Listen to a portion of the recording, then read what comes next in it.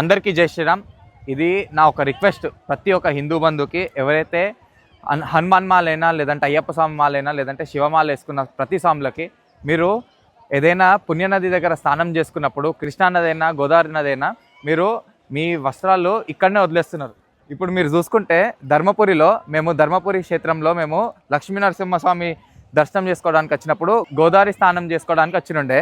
ఇక్కడ చూస్తేనైతే అసలుకి చాలా బాధాకరం. ప్రతి ఒక్క స్వామి మీరు వేసుకున్న వస్త్రాలు అది మీకు భారం అనుకొని మీరు ఇక్కడ వదిలేసి, లేదంటే పాపాలు వెళ్ళిపోతాయి అని చెప్పి మీరు వదిలేసి మీరు చేస్తున్నారు. ఇది నిజంగా నేనైతే దీన్ని చాలా ఖండిస్తున్నాను. ఎందుకంటే ఇది ఇక్కడనే మనం అంతం చేయాలి.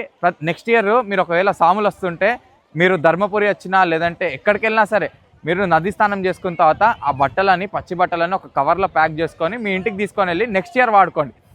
బట్టలు ఎప్పుడు మనకి బరువు కాదు, మనకి పాపాలు వెళ్ళిపోతాయని అసలుకే లేదు, ఏ శాస్త్రాలలో అసలుకే లేదు. ఫస్ట్ ఆఫ్ ఆల్ మీరు అందరు మారండి. నేను ఫస్ట్ మన గవర్నమెంట్కి రిక్వెస్ట్ చేస్తున్నాను, ఇక్కడ మీరు ఎవరినైనా పెట్టి మీరు మానిటర్ చేయాలని నేను కోరుకుంటున్నాను. Save Godavari, save Godavari Ghats. గోదావరికి ఆనుకొని ఉన్న ప్రతి ఒక్క క్షేత్రంకి ఆనుకొని ఉన్న నది ఘాట్ల దగ్గర మీరు శుభ్రంగా ఉంచితే హైజీన్ అనేది మనం చాలా మెయింటైన్ చేయాలి. అండ్ మినిమం ఇన్ఫ్రాస్ట్రక్చర్ కూడా మెయింటైన్ చేయాలి. జై శ్రీరామ్, జై బజరంగ్ బలి.